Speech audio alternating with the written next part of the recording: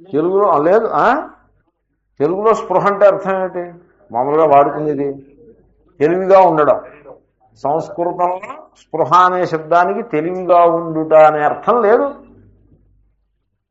తెలుగులో స్పృహలో ఉన్నాడు, స్పృహ వచ్చింది, ఆ అర్థం లేదు సంస్కృతంలో. ఇప్పుడు ప్రబుద్ధుడయ్యాడు, జాగ్రత్త అవస్థలోకి వచ్చాడు, ఇలాంటి పదాలు ఏవో ఉన్నాయి, కానీ ఈ స్పృహ అనే పదం లేదు. ఎలా వచ్చిందో దేవుడు తెలియాలి. అదే తెలుగు వాడకం వచ్చిన సమస్య. స్పృహ మీన్స్ తృష్ణ. సంస్కృతంలో స్పృహ చాలా మిస్లీడింగ్ అయిపోతుంది, అందుకోసం చెప్తున్నా. స్పృహ అంటే తెలుగు స్పృహ కాదు, తృష్ణ. నిస్పృహ సర్వకామేభ్య, అన్ని కామనల ఎడల తృష్ణ ఉండరాదు. ఏదైనా ఒకటి అవసరమైతే తీసుకుంటాము, కానీ దాని యందు గంపెడు ఆశ ఉండరాదు. గంపెడు ఆశ పెట్టుకున్నా ఉంటారే, అలా పెట్టుకోకూడదు. ఎందుకంటే జీవితంలో మనం అనుకున్నట్టు ఉండొచ్చు, ఉండకపోవచ్చు. మనం అలా సాక్షిగా, అంటే నిస్పృహ సర్వకామేభ్య అని చెప్పాలంటే, ఇంగ్లీష్లో చెప్పాలంటే, you let the things as they come, you let the things come as they come, and you let the things go as they go. అది నిస్పృహ సర్వకామేభ్య. రాని వాటిని ఈడ్చుకొచ్చే ప్రయత్నం, వెళ్ళిపోతున్న వాటిని ఆపేసే ప్రయత్నం మనం చేస్తూ ఉంటాం. ఇట్ వోంట్ వర్క్, ఫెయిల్ అయిపోతాం. కాబట్టి నిస్పృహ సర్వకామేభ్య యుక్త అని పడతారు. కాబట్టి మనస్సు లెవెల్లో కనుక మీరు ఆ యుక్తత్వాన్ని తీసుకురాగలిగితే వశేహియస్యేంద్రియాణి, ఇంద్రియములు వశం అయిపోవటం చాలా తేలికైపోతుంది. వశేహి యుక్త. కాబట్టి స్టార్ట్ విత్ మనస్, take the simultaneously control the sense organs, but address the mind. And the mind value సిస్టమ్ని you address it. Wrong value system ఉంటుంది సమాజంలో, గృహాల్లో చాలా రాంగ్ వాల్యూ సిస్టమ్ ఉంటుంది. సో ఇప్పుడు ఒక గృహం ఉందనుకోండి, ఆ గృహంలో వాల్యూ సిస్టమ్ ఏమిటంటే, వాళ్ళ భోగాలు, వాళ్ళ భోజనాలు, వాళ్ళ తిళ్ళు, వాళ్ళ కాఫీలు, వాళ్ళ టీలు, అవే మెయిన్గా నడుస్తూ ఉంటాయి. అలాంటి గృహానికి అతిథిగా వెళ్ళారనుకోండి, మీ మొహం చూడడానికి ఎవరికి టైం ఉండదు. ఎందుకంటే ఎంతసేపు వాళ్ళకున్న శక్తి యుక్తి అంతా కూడా వాళ్ళ కడుపులు నింపుకోవడానికే సరిపడుతుంది, కానీ ఈ అతిథి కేసు చూసే టైం ఉండదు. వాళ్ళు బిజీగా ఉండిపోతారు. They don't have energy for all that. అటువంటి కొంపకి మీరు అతిథిగా వెళ్తే మీ మొహం చేసేవాళ్ళు చూడడం, మంచినీళ్ళు కావాలా అని అడగదు. అలా కాకుండా ఇంకో ఫ్యామిలీ ఉంటుంది, అతిథికి దేవుడితో సమానం. మన భోజనం ఆలస్యమైనా పర్లేదు, మనం తినకపోయినా పర్లేదు, మన కాఫీలు, మన టీలు, మన కులాసాలు, మన సుఖాలు, మన నిద్రలు చెడిపోయినా పర్వాలేదు, అతిథికి మనం సౌకర్యం చేసేసి ఆయన్ని పంపించే వరకు మనం కష్టపడ్డా నష్టం లేదు అనే వాల్యూ ఉంటుంది. It's a value system. What they do is not the point. I'm talking of a value system, that ambience గురించి మాట్లాడుతున్నాను. కాబట్టి ఆ వాల్యూ సిస్టమ్ కరెక్ట్గా ఉంటే ఇంద్రియములు వశం అయిపోవటం అన్నది సహజంగా వచ్చేస్తుంది. వీడు అసలు ఎలా ఉంటారంటే, గుమ్మల్లో అడుగు పెట్టగానే ఎదురుకుండగా వైన్ బాటిల్స్ పెట్టుకునే స్టాండ్ ఉంటుంది. ఏం వాల్యూ సిస్టమ్ అర్థమైందిగా. వాడికి వశేహేంద్రియ అని ఏం చెప్తారు వాడికి? ఇప్పుడు మాంసం తిన్నాడు కదా అని ఎముకలు తీసి మెళ్ళ వేసుకున్న వాడిని ఏం చెప్తారు వాడికి? నేను ఏదో నా ప్రారంభం బాగులేక నేను ఒక చోటకి వెళ్ళాల్సి వచ్చింది. భాగవతం పాఠం, ఇంకేది దొరకనట్టు భాగవతం పాఠం. ఏదో ఏదో పురాణమో ఏదో అంటే అదో రకంగా ఉంటుంది, ఏదో వెంకటేశ్వర మహాత్మ్యమో లేకపోతే స్కాంద పురాణం అంటే ఏదో కొంత ఈజీ గోయింగ్గా ఉంటుంది. ఈ భాగవతం అంటే అంత వైరాగ్యం, వివేకం, అంతా ఆ గోల ఎక్కువ. వీళ్ళు 10 మంది కూర్చుని ఉన్నారు. ఎదురుకుండగా వైన్ సెల్లర్లో పాఠం ఎక్కడో చూడలేదు. సెల్లర్లో ఎందుకంటే వీళ్ళందరికీ సెల్లార్స్ ఉంటాయి. ఈ సెల్లార్లో ఎందుకంటే పాఠం అంటే upper space is reserved for some other purpose. సోఫాలు ఇవి ఉంటాయి, అక్కడ చోటు ఉండదు. ఈ సెల్లార్ అంటే ఎందుకు పనికిరానివన్నీ సెల్లార్లో పారేసట్టు పెడతారు. కాబట్టి ఈ స్వామీజీని కూడా సెల్లార్లో పారేసి ఆ గెస్టులందరినీ సెల్లార్లోకి పుష్ చేస్తే వాళ్ళకి ఏదో అక్కడ ప్లాస్టిక్ కప్పులను కాఫీని పెడితే తాగేసి అది ఆ స్వామీజీ చెప్పిన గోల వినేసి వాళ్ళ దాన్ని వాళ్ళు ఎంచక్కపోతారు. మన ఇల్లు అది డిస్టర్బ్ కాకుండా ఉంటుంది. ఇలా భోగపరాయణంగా ఉంటారు సహజంగా. ఆ సెల్లార్లో ఈ వైన్ బాటిల్ కేసు చూస్తూ లేనే పాట. Wine stand. ఈ కథలన్నీ నాకు తెలుసు, నాకు తెలియని కథలు ఏం కావు. సో అది చూసి నేను ఏం పాఠం చెప్పను, చాలా ఎంబరాసింగ్గా ఫీల్ అయ్యి మనం అసలు ఈ పాఠాలు చెప్పడం, ఈ ఊళ్ళు తిరగడం ఏమిటిది ప్రారంభం, ఎందుకు ఇది, ఈ భ్రాంతి, ఈ తృష్ణ మనకి ఎందుకని నేను చాలా ఇంట్రాస్పెక్షన్ చేసుకుని నేను మానేశాను వెళ్ళడం. Not going anyway. Why should I go? What for? దేనికోసం? డాలర్ల కోసం వెళ్ళాలా? పేరు ప్రతిష్టల కోసం వెళ్ళాలా? ఎందుకోసం వెళ్ళాలి? భోజనం కోసం వెళ్ళాలి? దేనికోసం వెళ్ళాలి? మన ఆశ్రమంలో లేనిదేమిటి? మహారాజ్జీ పుణ్యమాన ఆశ్రమం ఉంది, కిచెన్ ఉంది.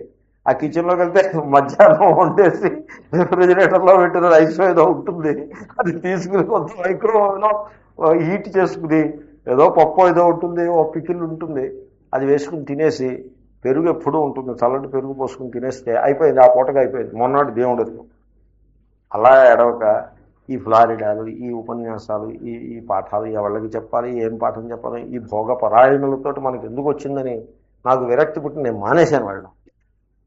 సో ఎందుకంటే ఇట్ వోంట్ వర్క్. వాళ్ళకి మనం న్యూసెన్స్, మనం వాళ్ళకి న్యూసెన్స్. ఈ తానాలు, బాణాలు ఇవన్నీ కూడా భోగ పరాయణత్వం తప్ప ఇంకేమీ లేదు. ఊరికే కల్చర్ అంటారు. కల్చరల్ ప్రోగ్రామ్ అన్నాడంటే ఒక దాల్మే కాలా హై. ఈ కల్చరల్ అన్నాడంటే problem. You know what is the culture? Cinema పాటలు, డ్యాన్సులు, ఏదో కూచిపూడి కావచ్చు, మరొకటి కావచ్చు, కళాకారులు అంటే మళ్ళీ దాల్మే కాలా హై. సో ఇది కల్చరల్ ప్రోగ్రామ్. మాలలు, రాజకీయ నాయకులు, కల్చరల్ ప్రోగ్రామ్, రాజకీయ నాయకులు, కల్చరల్ ప్రోగ్రామ్ ఏముంటుంది దాంట్లోకి? సన్యాసులు. నాకు పెద్ద ఇన్విటేషన్స్, ఈ TANA invitations. TANA is good, I don't mind it. But TANA వాళ్ళు అక్కడ స్టేజ్ మీద 10 మంది ఉంటారు, ఆ 10 మందిలో సన్యాసి కూడా ఉంటే బాగుండును అని వాళ్ళకు ఒక topic. It adds colour to the whole సెటప్కి, యాడింగ్ కలర్. సో వాళ్ళ కోరిక మంచిది, ఎందుకంటే వాళ్ళు they recognise one Mahatma and they want to include him as another facet of Telugu culture. అలాగే ఇంట్రడ్యూస్ చేయాలని వాళ్ళ కోరిక. అన్ని ఫ్యాసెట్లు ఉన్నాయి, ఇది ఒక్కటే ఎందుకు లేదు అని ఇది కూడా పెట్టాలని కోరిక. అవధానం ఉంది, కవిత్వం ఉంది, ఆశకవిత్వం ఉంది, సినిమా ఉంది, డ్యాన్స్ ఉంది, పాటలు ఉన్నాయి, అన్నీ ఉన్నాయి. ఇది మాత్రం ఒక్కటే. బోలంత మంది మహాత్ములు ఉన్నారు కదా, ఒకళ్ళ ఇద్దరు వేలాది మంది ఉన్నారు, ఒకరిని కూర్చోబెడితే స్టేజ్ మీద కొంచెం కలర్ అది బాగుంటుందని.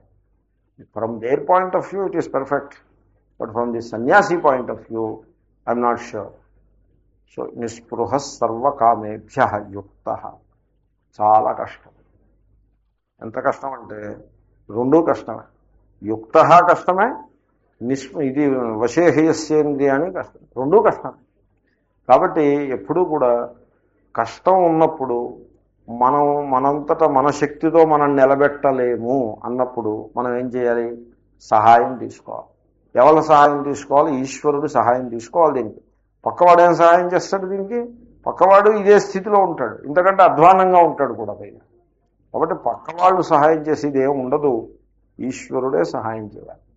కాబట్టి ఈశ్వరుని యందు భక్తి నిండా ఉండాలి. మత్పరహ, అక్కడికి మత్పరహ జాయిన్ చేస్తే ఈశ్వరుణ్ణి కూడా పిక్చర్లోకి మీరు తీసుకొచ్చి ఈశ్వరుణ్ణి ప్రార్థించి ఆ ప్రార్థన వల్ల మనోబలాన్ని సంపాదించి ఆ మనోబలంతో మనస్సులో ఉండే వీక్నెస్లన్నీ పోయినట్టు మనోబలం, ఆ మనోబలంతో ఇంద్రియాలను మీరు వశంలో తెచ్చేసుకోవచ్చు.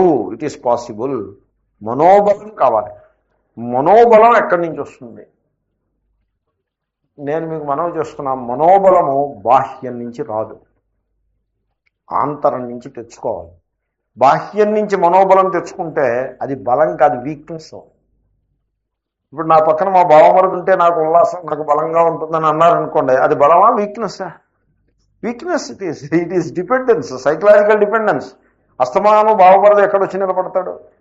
మా మినిస్టర్ గారు, మా మావయ్య గారు మినిస్టర్ గారు, మాకెంతో బలం. ఎంతకాలం ఉంటాడు మినిస్టర్గా? We can't say. 18 రోజులు ఒక ఆయన మినిస్టర్గా ఉండేవాడు. అంబుజం గారని 18 రోజులు మినిస్టర్, కెమికల్స్ అండ్ ఫెర్టిలైజర్స్ ఇండస్ట్రీకి మినిస్టరు. 18 రోజులు ఎప్పడదో మాట. కాబట్టి మావయ్య మినిస్టర్ అంటే ఎంతకాలం ఉంటాడు మినిస్టర్ పడిపోయాడు అనుకోండి, ఇప్పుడు మీ మావయ్య ఎక్స్ మినిస్టర్ అవుతాడు. ఎక్స్ మినిస్టర్ అంటే అర్థం నాన్ మినిస్టర్ అని అర్థం. ఎక్స్ మినిస్టర్ అంటే ఏదో మినిస్టర్ యొక్క లక్షణాలు ఇంకా ఉన్నాయని కాదు, నాన్ మినిస్టర్ అని అర్థం. తీసేసిన తహసీల్దారుడు ఏదో అదే అలాగంటారే, అలాగా తాజాగా ఏమీ కాదు. మాజీ అంటే కుచ్ నహీ హై. కాబట్టి బాహ్యం నుంచి ఏదో వస్తుంది అనేది అది వీక్నెస్. బలం అన్నది లోపల నుంచి రావాలి. శరీర బలమైనా లోపల నుంచి రావాలి. తర్వాత మనోబలం లోపల నుంచి రావాలి. లోపల నుంచి రావాలంటే లోపల ఈశ్వరుడు ఉంటాడు, అక్కడి నుంచి రావాలి బలం. ప్రహ్లాదుల్ని నీకు ఏ బలం చూసుకుని మాట్లాడుతున్నావు నువ్వు ఇలాగా అని అడుగుతాడు హిరణ్యకశిపుడు. అడిగాడు బలమెవ్వడు అని ఒక పద్యం ఉంది, సంస్కృతంలో కూడా అలాగే ఉంటుంది, ట్రాన్స్లేషన్ కదా. బలమెవ్వడు దీనులకును, బలమెవ్వడు నీకు నాకు బ్రహ్మాదులకు, బలమెవ్వడు ఏదో సకల ప్రాణులకు, వాడే బలము అనేదో అంటాడు. కాబట్టి సకల ప్రాణులకు ఎవడు బలము, నీకు నాకు వాడే బలము, బ్రహ్మాదులకు. సో బ్రహ్మ మొదలుకుని స్తంభము వరకు, అంటే క్రిమికీటకాదుల వరకు సకల ప్రాణులకు బలం ఎక్కడి నుంచి వస్తుందో, ఏ పరమేశ్వరుడి నుంచి వస్తుందో ఆ పరమేశ్వరుడే నాకు బలము అని అంటాడు. కాబట్టి అలా ఉండాలి మత్పరః. తర్వాత మత్పరః అన్నదానికి ఇక్కడ రెండు విధాలుగా అర్థం చెప్తారు. ముఖ్యంగా శంకరులు రెండు విధాలుగా అర్థం చెప్పారు, రెండు అర్థాలు చెప్పారు. అంతేకాకుండా కొందరు మహాత్ములు ఏమంటారంటే మొత్తం గీతలో ఈ అస్మశబ్దం, మొత్తం అంటే అస్మశబ్దం నేను అనే అర్థంలో వచ్చే శబ్దం, ఏకవచనంలో మొత్తం వస్తుంది, త్వమావేకవచనే అని. అస్మశబ్దానికి ఆ అపర్యంతం వరకు పోయి మొత్తం వస్తుంది. సో అన్నది లోపిస్తుంది. What ever.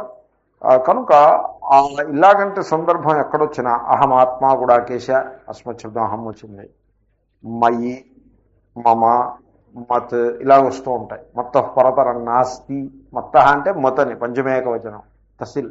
సో ఇలాగంటే ఎక్కడొచ్చినా కూడా ఈ రెండు అర్థాలు చెప్పాలి అని ఒక వ్యవస్థ అలా మహాత్ములు చేసి పెడతారు. భాష్యం చూద్దాము. తాని సర్వాణి సంయమ్య, సో వాటన్నిటినీ కూడా సంయమనము చేసి అని అర్థం. సంయమ్య అంటే సంయమనము చేసి. సంయమనము అంటే ఏమిటో అర్థం చెప్తారు. సంయమనం వశీకరణం కృత్వా. సంయమ్య అంటే అర్థం ఏంటి? సంయమనం కృత్వా, సంయమనము చేసి. సంయమనము చేయుట అంటే ఏమిటి? వశీకరణం కృత్వా, అన్ని ఇంద్రియములను చక్కగా వశము చేసుకుని. ఈ సంయమ్య అనే పదం ఇది టెక్నికల్ వర్డ్, యోగశాస్త్రానికి సంబంధించిన వాడు. గీత అంటే యోగమే కదా. యోగం అంటే ఆసనాలు వేయడం మాత్రమే యోగం కాదు. That is one small facet of yoga. Yoga is a philosophy. Yoga philosophy అంట. దాంట్లో ఒక అంగము, 8 అంగాలు ఉన్నాయి దాంట్లో. అంటే ఒక అంగం ఆసనం. అంతేగాని యోగం అంటే కూర్చోవడం, నడుము వంచడం, ఇటు వంచడం, అటు వంచడం, అదే యోగం అనుకోకూడదు. ఎనీవే, సో ఆ యోగశాస్త్రంలో 8 అంగాలు ఉన్నాయన్నాం కదా. ఆ 8లో 3ంటికి సంయమ అని పేరు. త్రయమేకత్ర సంయమ అని పతంజలి మహర్షి యొక్క సూత్రం. ఈ 3 ఒకే చోటకి చేరితే ఆ 3ంటి యొక్క సమావేశం, అది సంయమ. ఏమిటా 3 అంటే ధారణ, ధ్యాన, సమాధి. ధారణ అంటే సో ఏకదేశమునందు చిత్తమును నిలబెట్టుట. దేశబంధశ్చిత్తస్య ధారణ. ఒకే టాపిక్ మీద మనస్సును నిలబెట్టుట, అది ధారణ అంటారు. ఇప్పుడు గీత చదువుతున్నారనుకోండి, ఈ గంటన్నర సేపు గీత మీదే ఉంటుంది మనస్సు, ఇంకా దేని మీద ఉండదు. Let us assume so. మీరు గీత ఇలాగా నాకేసి చూస్తూ వింటూనే ఇంకేదో ఆలోచిస్తుంటే మళ్ళీ ధారణ దెబ్బతిందనమాట. అలా చూస్తూ అదే టాపిక్ మీద మనస్సు ఉంటే ఆల్ రిలేటెడ్ ఐడియాస్ మీద ఉంటుంది. ఒక ఏరియాకి మనస్సు కట్టుబడి ఉంటుంది. సో గివెన్ ఏరియాకి మనస్సు కట్టుబడిపోయి ఉంటుంది. దాన్ని ధారణ అంటారు. దేశబంధశ్చిత్తస్య ధారణ. ఇప్పుడు మీరు బ్యాంకుకి వెళ్ళి డబ్బు తీసుకున్నప్పుడు డబ్బు లెక్క పెడుతూ ఉంటారు. లెక్క పెట్టేప్పుడు మీ మనస్సు పూర్తిగా ఆ పని మీదే నిమగ్నమైంది. చుట్టుపక్కల ఎవరు ఉన్నారు, వాళ్ళు ఏం మాట్లాడుకుంటున్నారు, డిస్టర్బెన్స్, గోళ, ఇవేమీ కూడా మనస్సుకి పట్టవు. 1 2 3 4 50 450 550 అదే లెక్క పెడుతూ ఉంటాం. దాన్ని ధారణ. ఆ విధంగా ధారణ మనకి తెలియదేం కాదు, కానీ దాన్ని లౌకికమైన విషయాల మీద ప్రసరించి దానికి ధారణ అని పేరు. అలాగంటి స్థితిలో మనం ఉంటాం. అటువంటి ధారణ మనకు ఉన్నది. ఆ లౌకిక విషయాల నుంచి వెనుకకు మరల్చి అలౌకికమైన విషయం మీద మీరు మనస్సుని కేంద్రీకరించగలగాలి. అది ఒక ట్రైనింగ్. ఆ ట్రైనింగ్ పేరే మరి యోగం అంటారు. ఇప్పుడు నడుము ఉందనుకోండి, అది అలా కొంచెం వెనక్కి బెండ్ చేయమంటే అది బెండ్ అవునంటుంది. బెండ్ అవునంటే మనం ఏం చేస్తాం? We train it so that it will bend. All ends, all is well that ends well అని అంటారు. కానీ యోగా వాళ్ళు ఏమంటారంటే all is well that bends well అని అంటారు yoga. Because in yoga bending is the most important thing. So everything has to bend. నడువు bend చేయాలి, మెడ బెండ్ అవ్వాలి, మోకాలు, everything has to bend. Bend and bend and bend, that is yoga. So అలాగే training ఇవ్వాల్సి ఉంటుంది. అలాగే మనస్సు కూడా నీరు పళ్ళ మెరుగు అన్నట్లుగా సంసార విషయముల భోగముల వైపుకు మనస్సు అతి సహజంగా పరుగులు ఎత్తుతూ ఉంటుంది. మీరేం దానికి కీ ఇచ్చి పరిగెత్తించనక్కర్లేదు, అదే పరిగెత్తుతుంది. అలా పరిగెత్తే మనస్సుని వెనుకకు మరల్చి, ఈ పొగరమూత గుర్రాన్ని వెనక్కి లాగినట్టుగా మనస్సును వెనుకకు మరల్చి ఒక విశిష్ట దేశము, దేశము అంటే టాపిక్, ఒక గివెన్ టాపిక్కి ఫిక్స్ చేసి పెట్టడం పేరే ధారణ. మీరు న్యూస్ పేపర్లో ఒక టాపిక్ చదవాలన్నా కూడా ధారణ అవసరం ఉంటుంది. ధారణ తర్వాతది ధ్యానము. సో ప్రత్యయైకతానత ధ్యానం అని పతంజలి మహర్షి అంటారు. అంటే ఒక దేశానికి ఒక రిలేటెడ్ టాపిక్స్ అన్ని few issues related to the same topic అని కాకుండా the mind is focused to a single thing. దాన్ని ఫోకసింగ్. సింగిల్ థింగ్ అని ఇంకా చెప్పక్కర్లేదు. అసలు ఫోకస్ అంటేనే అది. ఇప్పుడు మీకు ఫోకస్ అని ఉంటుంది, లెన్స్ ఉంటుంది, లెన్స్కి ఫోకస్ ఉంటుంది. ఏమిటి ఫోకస్ అంటే ఆ లెన్స్ మీద పడ్డ కిరణములన్నీ ఒకే పాయింట్ దగ్గరికి కేంద్రితం అవుతాయి. దాన్ని ఫోకల్ పాయింట్ అని అంటారు, ఎఫ్ అని పెడతారు. సో దానికి ఫోకసింగ్ అంటారు. సో ఆ విధంగా మనస్సుని ఒకే టాపిక్ మీద ఫిక్స్ చేసి పెట్టడం. అంటే ఇప్పుడు మీరు మంత్రం జపం చేస్తున్నారనుకోండి, ఓం నమ శివాయ మంత్రం జపం చేస్తున్నారనుకోండి, శివుడికేమో పార్వతి, పార్వతికేమో గణేష్ మహారాజు, ఇలాగా కాదు. అది ధారణ అవుతుంది, ధ్యానం అవుతుంది. శివుడు శివయ్య అని ఒక ఆయన ఉన్నాడు, ఆయన ఏమో నాకు బాకీ పడ్డాడు అంటే అది సంసారం అవుతుంది. అది మీరు నమశివాయ అన్నా మీ మనస్సు కనుక అలా ఉంటే సంసారం అవుతుంది, కానీ అది ధారణ అవ్వదు, ధ్యానము కాదు.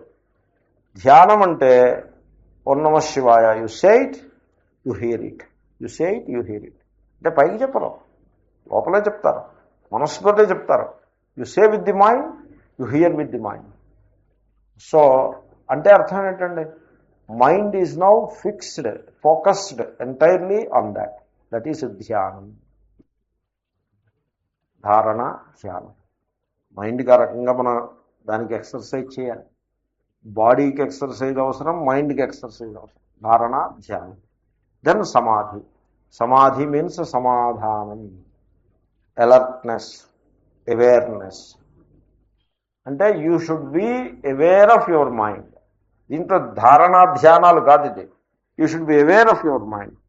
మీ మైండ్ ఏం చేస్తుందంటే వెర్రి వెర్రి వేషాలని వేస్తూ ఉంటుంది. వెర్రి వేషాలు వేయటం దానికి అలవాటు. అది ఏం చేస్తుందంటే సడన్గాను ఒక అసూయని పైకి తీసుకొస్తుంది. ఎవడో మనకంటే మంచి పొజిషన్లో ఉన్నవాడు కనపడతాడు, వాడిని చూసిన వెంటనే అసూయ కలుగుతుంది సహజంగా. ప్రతిదీ కూడా అలా కలుగుతూ ఉంటాయి. అది కలిగినప్పుడు మనము వెంటనే గుర్తుపట్టాలి, ఇదిగో ఇది అసూయ పుట్టింది, ఈ అసూయ తప్పు, this is a weakness of the mind, it is an impurity of the mind, toxin, మనస్సులో ఉన్న ఒక టాక్సిన్ ఇది. కాబట్టి ఇది చెడ్డది, దీన్ని మనం దూరం చేయాలి. ఇంకా అసూయ వస్తూనే ఉందా నాకు? భగవద్గీత చదువుతున్నాను, వేదాంతం అంటున్నాను, ఇది అంటున్నాను, అది అంటున్నాను, మహాత్ముల దగ్గర సత్సంగం చేస్తున్నాను, అయినా ఇంకా ఈ దిక్కుమాల అసూయ మనస్సులో వచ్చిందే అని మనకి ఆశ్చర్యం కలిగి అంటే you should B mindful of the mind. Mindfulness అని దీన్ని బుద్ధిస్ట్ లిటరేచర్లో కూడా దీనికి చాలా ఇంపార్టెన్స్ ఇస్తారు. దలైలామా అంటూ ఉంటాడు mindfulness. Mindful of what? Of the mind only. So you should be, you are all the time mindful of the samsara. కాబట్టి be mindful of the samsara అని ఎవడో చెప్పనక్కర్లా. Be mindful of the mind. ఈ mindfulness అని Dalai Lama గారు Buddhist లిటరేచర్లో వాళ్ళు అంటారు. దీన్ని సమాధి అని అంటారు. సమాధానము. అవేర్నెస్ అని కూడా అంటారు. Alertness, that alertness, that space with reference to the mind, ఇది సమాధి. ఈ మూడు ఉండాలి. సో ఈ మూడింట్లో మీకు రహస్యం ఏంటంటే ధారణ, ధ్యానము అన్నవి డిసిప్లిన్స్. డిసిప్లిన్స్ అంటే అర్థం ఏంటి? ఒక ఫిక్స్డ్ టైంలో పీరియాడికల్గా day after day after day అదే టైంలో ఒక ఎక్సర్సైజ్ కింద చేస్తారు, అవి డిసిప్లిన్స్. వెరాజ్ సమాధి ఈజ్ అన్ యాటిట్యూడ్. అది డిసిప్లిన్ కాదు. అది అంటే I'm mindful of my mind for 10 minutes, అలా కుదరదు. 10 minutes అసూయ ఉండదు, కోపం ఉండదు, క్రోధం ఉండదు, అలా కుదరదు. 10 minutes ఉంటే చాలదు. హోల్ డే ఉండాలి, హోల్ వీక్ ఉండాలి, హోల్ మంత్ ఉండాలి, హోల్ లైఫ్ ఉండాలి. They are attitudes, disposition, inner disposition, that is what it is సమాధానం. వెరాజ్ ధారణ అండ్ ధ్యానం, దే ఆర్ డిసిప్లిన్స్. ఈ మూడు కలపాలి. డిసిప్లిన్ ఉండాలి, డిస్పోజిషన్ ఉండాలి. ఈ మూడు కలిస్తే దానికి సంయమ అని పేరు. అది సంగతి. సో త్రయం ఏకత్ర సంయమ. అటువంటి సంయమనము అంటే దాన్నే వశీకరణం. మనిషి వశంలో పెట్టుకోవడానికి చూస్తాడు. ఏమిటి వశంలో? మీరు ఒక కారు ఉందనుకోండి, కార్ని డ్రైవర్ ఒకడు ఉంటాడు. ఆ డ్రైవర్ని people want to keep the driver under the thumb. వాడు వచ్చేప్పటికి తలుపు తీసి పెట్టాలి. అండ్ ఆగిందనుకోండి, కారు ఆగిందనుకోండి, టక్ మన వాడు ముందు దిగేసి అటు వచ్చేసి తలుపు తీయాలి. So you want to keep the driver in your command. ఎందుకని? Because you pay him some money, you want to do that. Probably nothing wrong, probably it is not wrong. ఒకప్పుడు అహంకారం కూడా దానికి జోడైతే అది కూడా తప్పే, ఇది కూడా తప్పే. దిస్ స్వామి సేవక భావము అది అంత ఇంపార్టెంట్ కాదు. అది మహాత్ములు అంగీకరించాలి. అంచేతనే మహాత్ములు సేవకుడు అన్నవాడు ఎవడూ లేడు, అందరినీ ఈక్వల్గా చూస్తా. సో మీరు చూశారు కదా దక్షిణామూర్తి స్తోత్రంలో పితృపుత్రాధ్యాత్మన భేదత స్వస్వామి సంబంధత శిష్యాచార్యతయ. నేను ఆచార్యుని, వీళ్ళు శిష్యులు, నేను ఆచార్యుని, వీళ్ళు శిష్యులు. భేదం ఎప్పటికీ భేదమే. అలాగే పితృపుత్రాధ్యాత్మన, నేను తండ్రిని, వీళ్ళు కొడుకు, అయితే వీళ్ళు కొడుకు, వీళ్ళు సంతానం. ఎప్పుడు ఇంకా వీళ్ళు బతుకంతా నేను తండ్రిని, వీళ్ళు సంతానం, నేను తండ్రిని, వీళ్ళు సంతానం. చచ్చిపోయి కూడా అంతే. అంటే ఏమిటి? He lives in a myth and he dice in the same myth అని అర్థం. అది మిత్ ఎలాగండి అన్నాడు ఒక ఆయన. మరి అదే నువ్వు వేదాంత క్లాస్కో 6 మాసాలు రా, అప్పుడు చెప్తాను నీకు అది మిత్ ఎలాగో. ప్రస్తుతానికి లీవ్ ఇట్ లైక్ దాట్. ఏం చెప్తామండి? అది మిత్ ఎలాగన్నవాడికి ఏం చెప్తాం? ఇప్పుడు కూర్చోబెట్టి ఏం చెప్తాం? అలా చెప్పేది ఏం కాదు. అది he has to learn it. కాబట్టి సో ఈ మూడు కలిస్తే సంయమ, స్వయమేకత్వ సంయమం. ఈ విధంగా వశం చేసుకోవాలి. డ్రైవర్ని వశంలో పెట్టుకున్నా పెట్టుకుపోయినా పర్లేదు. వాడు స్వామీజీకి ఒక డ్రైవర్ ఉన్నాడు, స్వామీజీకి ఒక డ్రైవరు, మరి స్వామీజీకి ఒక డొక్కు కారు, ఆ డొక్కు కారు ఒక డ్రైవరు. ఈ డ్రైవర్ చెప్పిన మాట విన్నాడు. ఎందుకు చెప్పిన మాట విండంటే వాడు frustrated driver. So frustrated F ఉంటుంది, కొన్ని డిగ్రీలకి ఎఫ్ ఉంటుంది ముందు, ఎఫ్ ఉంటుంది ముందు. వీడు ఫ్రస్ట్రేటెడ్ సంథింగ్. వాడు ఎందుకు ఫ్రస్ట్రేటెడ్ అంటే వాడికి ఏదైనా ఒక పెద్ద సేట్జీకి డ్రైవర్గా ఉంటే వాడికి శోభ. కానీ ఈ సన్యాసికి డ్రైవర్గా ఉంటే ఏమిటి శోభ? దీంట్లో శోభ లేదు వాడికి. Is not interested in your sannyasa and other things. Is interest ఒక సేట్జీకో లేకపోతే ఒక పెద్ద ఎగ్జిక్యూటివ్ పెద్ద ఆఫీసర్కో పెద్ద జనరల్ మేనేజర్కో డ్రైవర్గా ఉన్నాడు అనుకోండి. ఆ డ్రెస్ ఇస్తాడు, మరొకటి ఇస్తాడు, పెర్క్స్ ఉంటాయి, కాఫీలు ఉంటాయి, టీలు ఉంటాయి. ఈ స్వామీజీ దగ్గర ఏముంటాయి? బూడిది తప్ప. సో విభూతి కావాలంటే ఇస్తాడు, మంత్రించి విభూతి ఇస్తాడు. కాబట్టి వాడు ఫ్రస్ట్రేటెడ్. వాడికి ఇంకెక్కడా డ్రైవర్ ఉద్యోగం దొరక్క దీనికి వచ్చాడు. కాబట్టి వీడు ఫ్రస్ట్రేట్ అయి ఉంటాడు. ఫ్రస్ట్రేషన్కి తోడు ఈయనేమో ఇవ్వాలి, కొంచెం ఉదారంగా ఇవ్వచ్చు కదా. ఉదారంగా ఇచ్చాడు అనుకోండి, ఈ స్వామీజీ గొప్పవాడు రాని వాడు మళ్ళీ he will come in line. కానీ ఈయన ఔదార్యం చూపించడు. Over and above that he wants to control him. Command, open చేయి, తలుపు ఓపెన్ చేయి అంటాడు. స్వామీజీ ఓపెన్ చేస్తున్నాను, మీరు అలా కంగారు పడతారేంటి అన్నాడు వాడు. అయిపోయింది కదా, సెటిల్ అయిపోయింది విషయం. కాబట్టి ఇతరులని వశం చేసుకుని భార్యని వశంలో పెట్టుకోవాలి అని భర్త అనుకుంటాడు. What happens everybody knows. భార్యని వశంలో పెట్టుకోవాలని వీడు అనుకుంటాడు, భర్తని వశంలో పెట్టుకోవాలని భార్య అనుకోండి, తప్పేం కాదనుకోండి, it is necessary. So it is necessary part of the family life, it is should be like that. But పిల్లల వశంలో ఉండాలి, అంత పొరపాటు అదే. కానీ అదే పిల్లల వశంలో ఎందుకుంటారు? ఎవడి వశంలోనూ ఉండడు, ఎవళ్ళ వశంలోనూ ఉండనక్కర్లేదు కూడా. ఎందుకు వశంలో ఉండడం ఎందుకు? ఈ పిల్లలందరూ వశంలో, మన వశంలో ఉన్నారనుకోండి, మనకు అదో పెద్ద భారం. వాళ్ళ బతుకు వాళ్ళు బతకాలి, కానీ మన వశంలో ఎవళ్ళు వద్దు బాబు, మీ బతుకు మీరు బతకండి, మీరు నా వశంలో ఉండొద్దు. ఎందుకు మన వశంలో ఉండడం? ఎందుకంటే ఇట్స్ సైకలాజికల్ డిపెండెన్స్ కదండి అది. వీళ్ళు వశంలో ఉండడం అంటే వాళ్ళ బతుకు వాళ్ళు క్షేమంగా బతికితే అంతకంటే కావాల్సిందేం లేదు. క్షేమమో మరొకటో వాళ్ళే చూసుకోవాల్సి ఉంటుంది, వాటెవర్. అది ఫ్రీడమ్. కాబట్టి ఎవళ్ళని మనం వశంలో పెట్టుకోక్కర్లేదు. మనం వశంలో పెట్టుకోవాల్సినవేవో మన దగ్గరే ఉన్నాయి. వశేహి యస్యేంద్రియాణి. ఒకడు ప్రపంచాన్నంతని జయించాడు, అలెగ్జాండర్. వాడు ఏమీ జయించలేదు. ఒకడు మనస్సుని జయించాడు, వాడు సర్వాన్ని జయించాడు. అది అర్థం వశేహి యస్యేంద్రియాణి. కాబట్టి దానికి పద్ధతి ఏంటంటే యుక్తుడై ఉండాలి. యుక్త అందాము, యుక్త సమాహిత సన్. సో శంకరుల యుక్త శబ్దానికి ఆయన ఆ అలర్ట్నెస్ అని చెప్పాను చూడండి, సమాధి అని చెప్పాను, ఆ అర్థం చెప్పేశారు. సో ఎప్పుడు అలర్ట్గా ఉండాలి. ఎప్పుడు డైటింగ్ చేసేవాడు ఎలా ఉండాలండి? డైటింగ్ మీరు if you mean it you should be alert. Dieting చేసేవాడు అలర్ట్గా ఉండాలి. నేను డైటింగ్ ఎగ్జాంపుల్ ఇస్తా, ఎందుకంటే చాలా ప్రాక్టికల్గా ఉంటుంది. You can appreciate it. Dieting, I'm not teaching about dieting, it has to be applied elsewhere. డైటింగ్లో పరిస్థితి ఎలా ఉంటుందంటే, for a normal person you should eat 1500 calories. లెక్క 1500 క్యాలరీస్, నాట్ 1800, నాట్ 2000. పోలండి, ఎందుకు అంత కరక్కుగా, ఎందుకు 1800 క్యాలరీస్ వేసేసుకోండి. 1800 క్యాలరీస్ ఇన్ ఏ డే.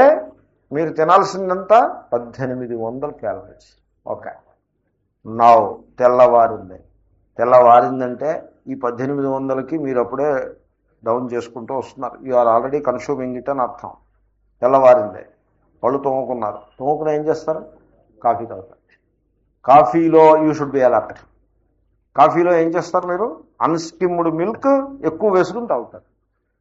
ఎందుకని? Creamy taste. That is what it is. ఈ క్రీమీ టేస్ట్ అన్నది that is the danger point. మీకు కాఫీ కావాలా, క్రీమీ టేస్ట్ కావాలా? You should know what you want. You want coffee, you don't want creamy taste and all that. So take coffee. Skimmed milk, you should skim the milk. First thing, ఇంట్లోకి milk packet రాగానే skim చేయాలి దాన్ని. అసలు skim చేయకుందే అసలు పొయ్యి మీద పెట్టకూడదు దాన్ని. స్కిమ్ చేసే పొయ్యి మీద పెట్టాలి. స్కిమ్ చేసేసి మిల్క్ని పొయ్యి మీద పెడితే క్యాలరీస్ అన్నీ వెన్నలో పోతాయి. ఆ వెన్నను దేవుడు దీపం పెట్టడానికి ఉపయోగించాలి. మళ్ళీ దాన్ని ఏమో వీటి మీద వాటి మీద రాసుకుని తినడం కాదు. వెన్న ఎంతసేపు దేవుడి దగ్గర దీపం పెట్టడానికి ఉపయోగించాలి. మీ దగ్గర చాలకపోతే పక్కనే ఉండే దేవాలయానికి వెళ్ళి అక్కడ దీపాలు పెట్టచ్చు. సో ఆ మిల్క్ని కాఫీలో వేసుకోవాలి. ఎంత ఎంత వేసుకోవాలి కాఫీలో అంటే 1 స్పూన్ 2 స్పూన్స్ మిల్క్ వేసుకుంటే సరిపడుతుంది. ఇట్ ఈస్ కాల్డ్ వైట్ ఎనర్, దాని పేరు అది. అంటే అది కాఫీ తెల్లగా ఉండేట్లా చేస్తుంది. లేకపోతే చూడడానికి తాగబుద్ధి కాదు, నల్లగా ఉంటే తాగలేని దాన్ని. అది చూడడానికే అది ఐస్థెటిక్గా బాగుండదు. కాబట్టి వైట్గా ఉండాలి. So they add 2 spoons and stir it. It looks a little whitish. And then add 1 spoon sugar. Now your calories is ఎంత? అక్కడికి ఎంత క్యాలరీస్ అయిందంటే 50 అయింది. 70 క్యాలరీస్ అయింది. మీరు ఈ ప్రికాషన్స్ తీసుకుంటారు. మీరు ప్రికాషన్స్ తీసుకోకపోతే your figure has reached 150. Breakfast ఏం చేస్తాం? ఊరికే అలాగే ఇడ్లీ, దోశ, పులావ్, స్వీట్, ఫ్రూట్, ఇదే బ్రేక్ఫాస్ట్. అలాగా బ్రేక్ఫాస్ట్ చేసే పద్ధతి అది. బ్రేక్ఫాస్ట్ అంటే there should be 1 item. That is not 2 items, 1 item. లంచ్కి వచ్చారు, మళ్ళీ no snacks. Snack is ruled out. No snacking at all whatsoever. ఇంకా మళ్ళీ నోట్లో ఏం వేసుకోకూడదు. మధ్యలో ఆకలి వేసినా, ఉత్సాహం తగ్గినా ఎప్పుడైనా జీవనం మంచినీళ్ళు తాగుతాం. కోల్డ్ కాదు, నార్మల్ రూమ్ టెంపరేచర్ వాటర్ ఎంతైనా తాగొచ్చు.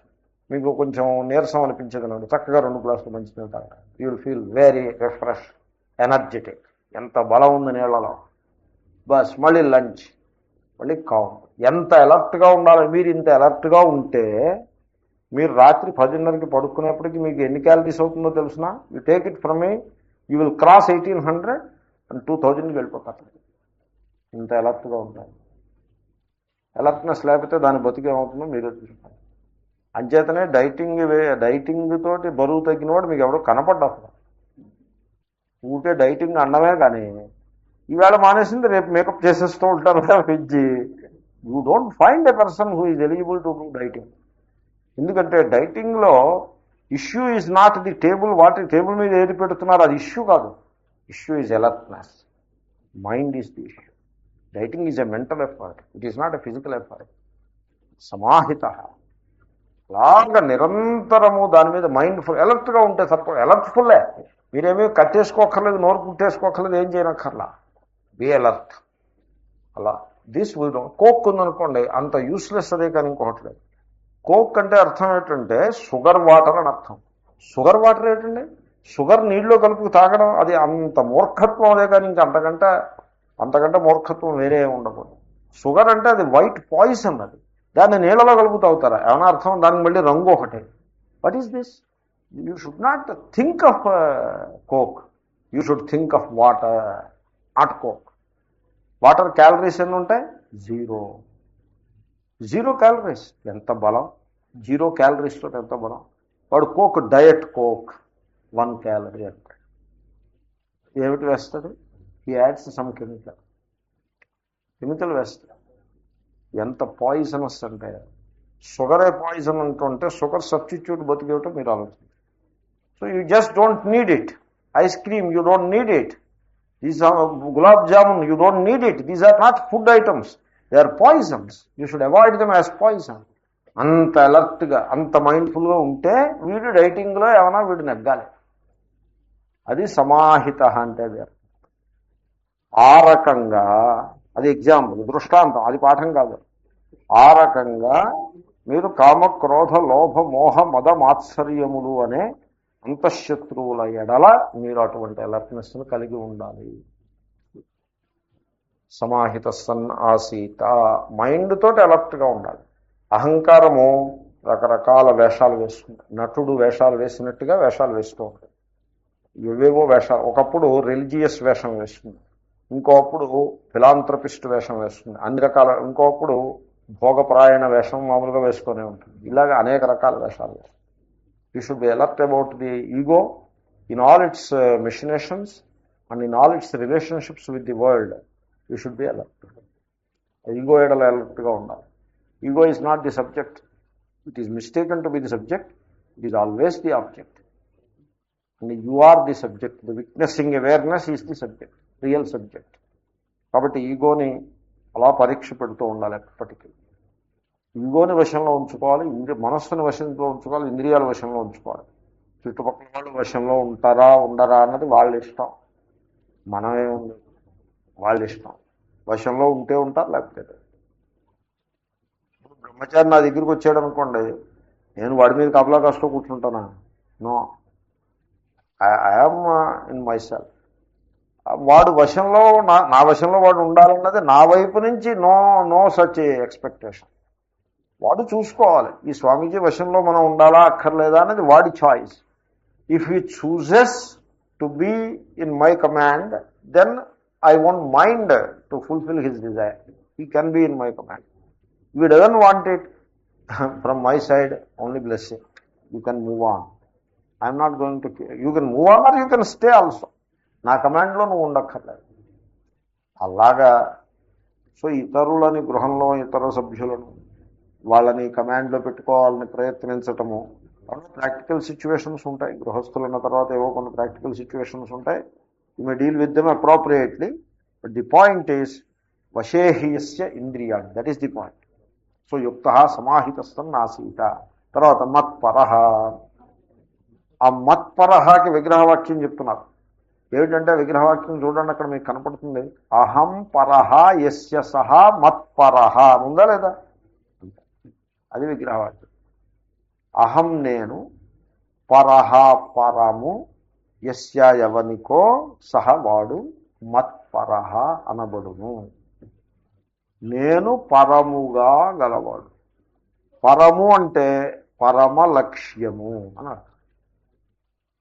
The ultimate goal, the supreme goal. దాన్ని పరహ అంటారు. సో మత్పరహ. మత్పరహ అంటే అహం పరహ ఎస్య సహ. అహం పరముగా గలవాడు. అహం పరముగా గలవాడు అంటే రెండు అర్థాలు. అహం శబ్దానికి ఆత్మ అని అర్థం.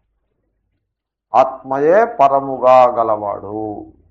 మానవులు ఎలా బతుకుతారంటే సంసారమే పరముగా గలవారే జీవిస్తూ ఉంటారు. జగత్పరా. సంసారమే పరము. ఒక జీవితకాలం మనం జీవిస్తాం. ఈ జీవితంలో మన పరమ లక్ష్యం ఏమిటి? ఏదైతే మెరుపు వలె ప్రకాశించి చేయజారిపోతుందో అది మనం పరమలక్ష్యంగా పెట్టుకుంటాం. ధనము పరమలక్ష్యంగా పెట్టుకుంటాం. ధనము పరమలక్ష్యంగా పెట్టుకోకూడదు. ధనం సంపాదించి ఖర్చు పెట్టుకోవాలి. దాన్ని పరమలక్ష్యంగా పెట్టుకుంటే వాడు మూర్ఖుడు అనబడతాడు. సంపాదించి ఖర్చు పెట్టుకోవాలి. భోగాలు పరమలక్ష్యంగా పెట్టుకోకూడదు. భోగాలు దేహధారణకి ఎంత అవసరమో అంత స్వీకరించి వాటిని దూరం పెట్టేయాలి. లేకపోతే రోగిష్ఠుడైపోతాడు. అప్పుడే రోగ భయం.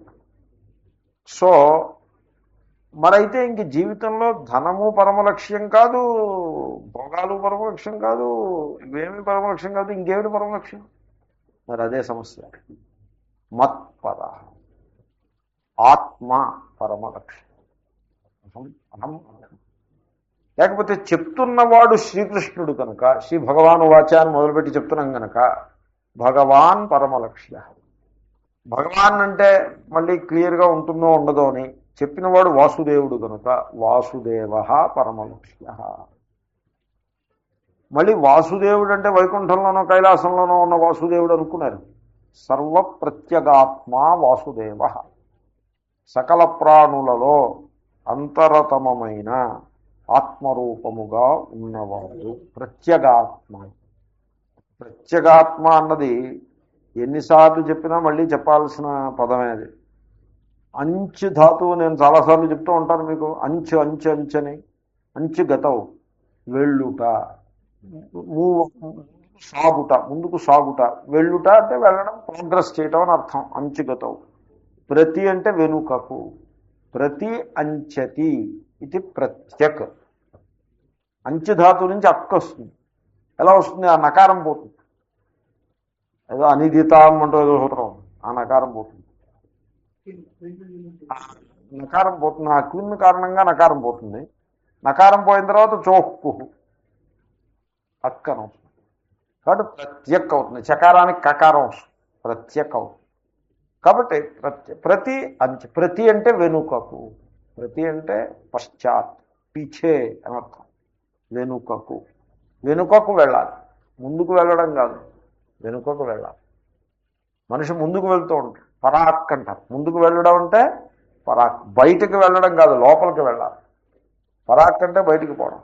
అక్కడ కూడా అక్కే. పరా అక్. పరా అంచెతి, పరం అంచెతి. బయటికి పోతూ ఉంటాడు. ఎంతసేపు బయట ఏదో అన్వేషిద్దామని ప్రయత్నం. Search without. బయట ఏదో అన్వేషిస్తూ ఉండటం. ఏమిటి బయట ఏమిటి అన్వేషిస్తావు? ఇంట్లో బయట అన్వేషిస్తాం. ఇంట్లో చాలకపోతే మార్కెట్లో బయట అన్వేషిస్తాం. మార్కెట్లో చాలకపోతే ఇంకా పెద్ద మార్కెట్లో అన్వేషణ. అది చాలకపోతే లండన్ వెళ్ళి అన్వేషణ. అది చాలకపోతే న్యూయార్క్ వెళ్ళి అన్వేషణ. ఏమిటి అన్వేషిస్తుంది? ఏముంది జగత్తులో? అలాగ బయటకు అన్వేషిస్తున్నంతసేపు వాడు తన స్వరూపం నుంచి తాను దూరం అవుతూనే ఉన్నాడు. అలాగే కాదు. అది పరాక్. పరాక్కి ఆపోజిట్ ప్రత్యేక. నేను అనగానేమి? ప్రత్యేక. వెనక్కి. దేహము అదే అది ప్రత్యేక కాలేదు. ఇంద్రియములు. దేహం అనేది ఇంద్రియాలను బట్టి దేహం వచ్చింది. ఇప్పుడు ఇంకవన్నీ వివరించను. ఇంద్రియములు ఇంకా వెనక్కి. మనస్సును బట్టి ఇంద్రియాలు వచ్చాయి. మనస్సు ఇంకా వెనక్కి. బుద్ధిని బట్టి మనస్సు వచ్చింది. ఇంకా వెనక్కి. అహమ్మును బట్టి బుద్ధి వచ్చింది. ఇంకా వెనక్కి. దట్ నిర్విశేష చైతన్యాన్ని బట్టి అహం వచ్చింది. ఇంకా వెనక్కి అంటే అది ఆత్మ, ప్రత్యేగాత్మ. అదిగో ఆ ప్రత్యేగాత్మ రూపంగా వాసుదేవుడే ఉన్నాడు. అంచేతనే ఆయనకి వాసుదేవ అని పేరు. వాసుశ్చాసౌ దేవశ్చ. వాసు వసతి ఇది వాసు. సర్వప్రాణి హృదయములలో అంతర్యామి రూపంగా నివసించి ఉన్నాడు కనుక వాసు. ఏ రూపంగా నివసించి ఉన్నాడు అంటే ఇప్పుడు చెప్పాను చూడండి. వెనక్కి వెళ్తే ప్రత్యేగాత్మ చైతన్యం, నిర్విశేష దేవశబ్దానికి అర్థం అది. నిర్విశేష చైతన్య రూపంగా ఉన్నాడు కనుక. కాబట్టి మనం ఏం చేయాల్సి ఉంటుందంటే రెండు పద్ధతులు. ఇంద్రియములు మనస్సు వశం చేసుకోవటానికి మీరు వాసుదేవుణ్ణి ఆశ్రయించటం, భక్తి చేయటం. మత్పరః, హే ఈశ్వర, నాకు ఇంద్రియములు మనస్సు వశములో ఉండే విధంగా నీవు శక్తిని ఇమ్ము అని ఆ విధంగా వాసుదేవుణ్ణి యందు భక్తిని చేయటం. లేకపోతే ఇంద్రియములను మనస్సును వశం చేసుకునే ఇంకో ఉపాయం ఏమిటంటే ఆత్మవిచారం. భగవాన్ రమణ మహర్షి అంటారు, సోహం విచార వసురాత్మభావే. సోహం అనే విచారం, సహాహం, ఐఆమ్ దాట్, అయితే అయాం అనే విచారం, అహమస్మి, అయితే వాట్ ఐ వాట్ ఎవర్.